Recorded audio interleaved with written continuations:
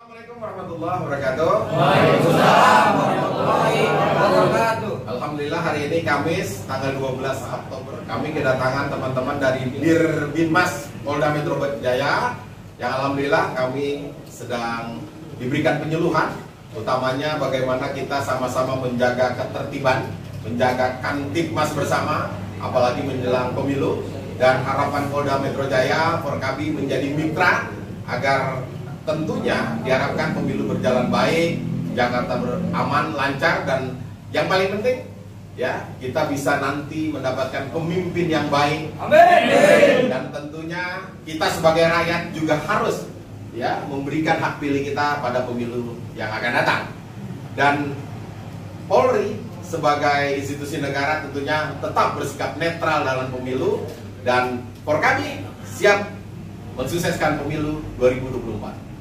Assalamualaikum warahmatullahi wabarakatuh. Waalaikumsalam. Ayo. Hidup, Forkabi. kita jaga.